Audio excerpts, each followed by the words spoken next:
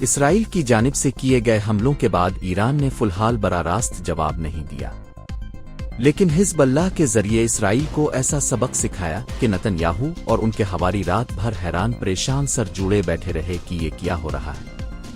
حزب اللہ نے اسرائیلی دارالحکومت تل ابیب سمیت 5 مقامات کو میزائل حملوں میں نشانہ بنایا۔ مختلف فوجی مراکز اور انٹیلیجنس ہیڈ کوارٹرز کی عمارتیں رات بھر جلتی رہیں۔ پوری اسرائیلی مشینری آگ بجھانے میں ناکام رہی۔ انہیں سمجھ نہیں آ رہی تھی کہ ان میزائلوں اور راکٹوں میں کون سا کیمیکل استعمال کیا گیا ہے کہ آگ نہیں بجھائی جا رہی۔ ایران کی جانب سے صہیونی ریاست کو پیغام دیا گیا ہے کہ اس نے ایرانی سرزمین پر حملے کر کے ریڈ لائن پار کی ہے۔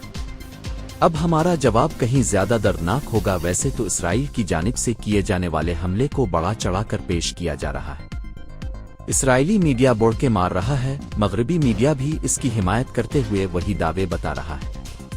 حالانکہ الجزیرہ، العربیہ اور ترک ٹی وی کی نشر کی جانے والی فوٹیجز میں دیکھا جا سکتا ہے اسرائیلی حملے کا نشانہ بننے والے مقامات پر اتنی زیادہ تباہی نہیں ہوئی۔ مثال کے طور پر صہیونی فوج کے ترجمان نے دعویٰ کیا ہے اسرائیل کے حملے میں 100 لڑاکا طیاروں اور ڈرونز نے حصہ لیا۔ تمام طیارے ایرانی حدود میں گھسے، وہاں میزائل داغ کر اور بمباری کرنے کے بعد واپس تل ابیب پہنچے۔ پہلے تو ایرانی حکام نے اس دعوے کو جھوٹا اور بے بنیاد قرار دید کر مسترد کر دیا۔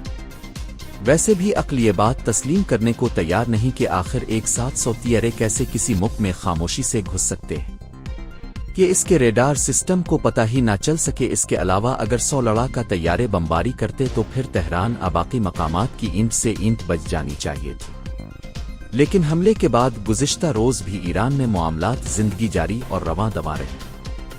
اسرائیلی حملے میں صرف 4 ایرانی فوجیوں کے مارے جانے کی اطلاعات ہیں۔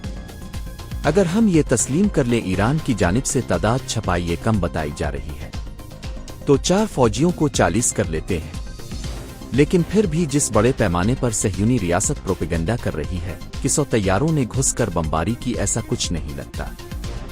اسرائیلی میڈیا کی جانب سے یہ دعویٰ بھی کیا گیا کہ ہمارے طیارے نے آرڈن کی فضائی حدود استعمال کی تاکہ ایران اس خیال میں الف کر آرڈن پر یلغار کر دے۔ اس طرح اسرائیل کا مقصد پورا ہو جائے کہ مسلم ملک ایک دوسرے سے لڑتے رہیں گے۔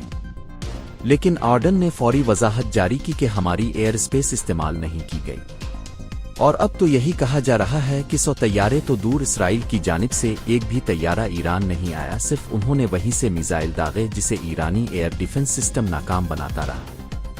اسرائیل کے ایران پر حملے سے متعلق امریکی نیوز ویب سائٹ ایکزوس نے نیتن یاہو کے قریبی ذرائع کا حوالہ دے کر بتایا کہ صہیونی ریاست کی جانب سے کیے جانے والے حملے ایران کی جوہری تنصیبات کو بھی نشانہ بنا رہے تھے۔ انہوں نے دعویٰ کیا کہ ایران میں ٹھوس ایندھن کی پیداوار کی تنصیب کو تباہ کر دیا گیا۔ اب ایران کو ٹھوس ایندھن کی سہولت کا کام دوبارہ شروع کرنے کے لیے کم از کم 1 سال درکار ہوگا۔ یہ دعویٰ بھی سامنے آیا کہ صہیونی حملے میں پارچین کے علاقے میں قائم ڈرون بنانے کی فیکٹری تباہ کی گئی۔ ڈرون بنانے کا یہ اڈا دارالحکومت تہران سے تقریباً 30 کلومیٹر کے فاصلے پر قائم ہے۔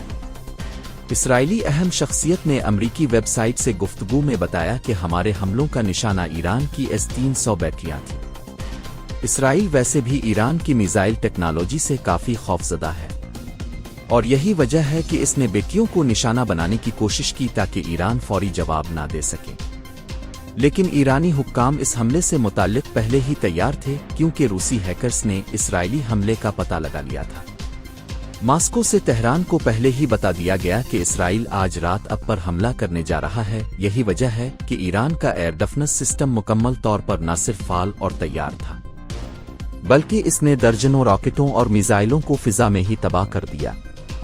ایرانی نیوز ایجنسی ارنا کے جانب سے جاری کی گئی ویڈیو میں دیکھا جا سکتا ہے ایرانی دفاعی نظام کیسے اسرائیلی میزائلوں کو فضا میں ہی تباہ کر رہا ہے۔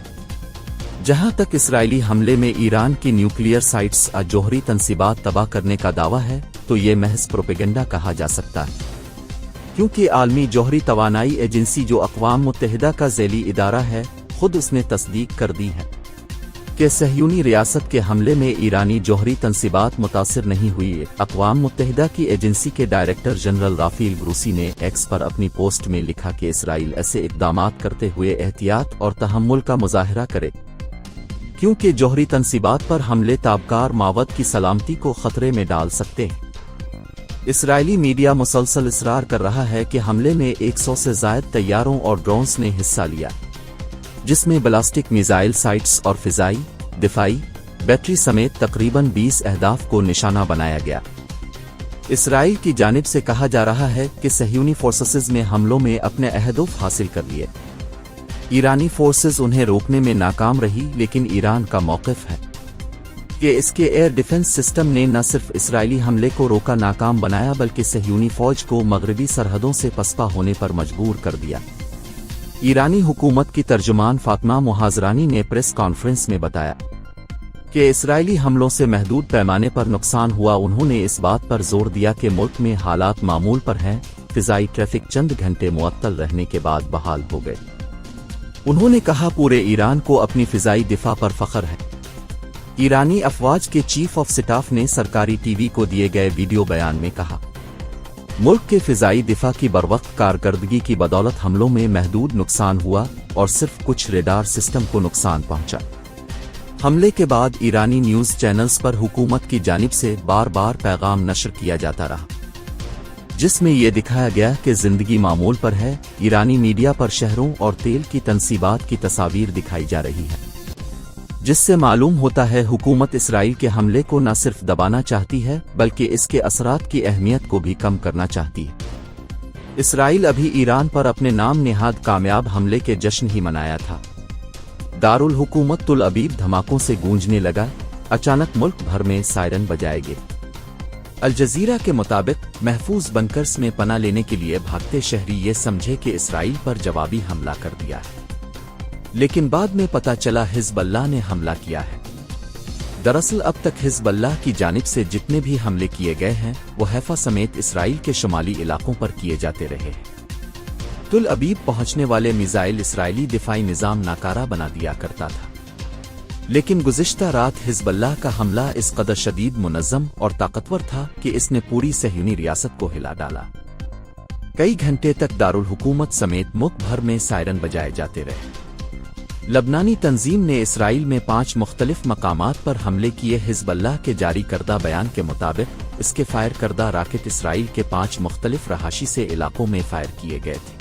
اہم حزب اللہ نے فائر کیے گئے راکٹوں کی تعداد کا ذکر نہیں کیا۔ اسرائیل کے ساحلی شہر حفا کے نزدیک قرابیت کو مضافات میں راکٹ حملے کیے گئے۔ ہفتے کا دن اسرائیلی عوام کے لیے بہت خوفزدہ کر دینے والا دن رہا۔ تل ابیب پر داغے جانے والے میزائل نے نہ صرف اسرائیلی انٹیلیجنس مرکز کی عمارت کو نشانہ بنایا بلکہ حملے کے بعد بلڈنگ میں ایسی پراسرار آگ لگ گئی جسے رات بھر بجھایا نہ جا سکا۔ حزب اللہ کا دعویٰ ہے کہ اس کے حملوں میں صہیونی ریاست کو بھاری نقصان اٹھانا پڑا ہے، لیکن اسرائیلی فورسز کی جانب سے اب تک ان حملوں میں ہونے والی ہلاکتوں سے متعلق کچھ بھی نہیں بتایا گیا۔ البتہ صہیونی فورسز نے یہ اعتراف ضرور کیا ہے کہ لبنان سے حزب اللہ نے 80 راکٹ داغے، جس میں کئی نے ہدف کو نشانہ بنایا۔ حزب اللہ کے حملے کے بعد رات بھر اسرائیلی وزیر اعظم نے نیتن یاہو اور ان کے جنگی کابینہ کے ارکان سر جوڑے بیٹھے رہے کہ اس وبال سے کیسے نکلے، کیونکہ حزب اللہ کے ٹاپ لیڈرشپ کو اڑانے اضاحیہ کے علاقے میں مسلسل بمباری کرنے، درجنوں عمارتوں کو حزب اللہ کے ہیڈ کوارٹرز کا نام دے کر تباہ کرنے کے باوجود لبنانی تنظیم کی قوت اور مزاحمت اور حوصلے میں ذرا سی کمی نہیں آ رہی۔ صہیونی فوج کا خیال تھا کہ حسن نصر اللہ کے بعد ہاشم صفی الدین کی شہادت کے بعد حزب اللہ کے جنگجوؤں کا حوصلہ ٹوٹ جائے گا اور تنظیم تتر بتر ہو جائے گی، لیکن 2 قائدین کی شہادت کے بعد وہ مزید منظم اور متحرک ہو کر وار کر رہے ہیں۔ اسرائیل کے حملے کے بعد اب ایک بار پھر ایران نے سینونی ریاست کو سبق سکھانے کا اعلان کر دیا، جس کے بعد فی الحال مشرق وسطی میں امن کا دور دور تک کوئی امکان نہیں ہے، کیونکہ اب روسی میڈیا کا دعویٰ ہے کہ ایران نے بھی اسرائیل پر فضائی کارروائی کی تیاری کر لی ہے۔ جیسے ہی سپریم لیڈر آیت اللہ خامنئی کی طرف سے گوہد ملے گا، سیونی ریاست پر دعویٰ بول کر اسے سبق سکھایا جائے گا۔ ویسے کچھ ایرانی تجزیہ کاروں کا یہ بھی کہنا ہے کہ پاسداران انقلاب اب نئی حکمت عملی بنا رہی ہے، جس کے تحت اسرائیل پر چاروں طرف سے ایک ساتھ یلغار کی جائے گی، کیونکہ اب اگر اسرائیل نامی بدمست ہاتھی کو نہ روکا گیا تو کل خطے کا کوئی بھی ملک اس کی جارحیت اور دہشت گردی سے محفوظ نہیں رہ سکے گا۔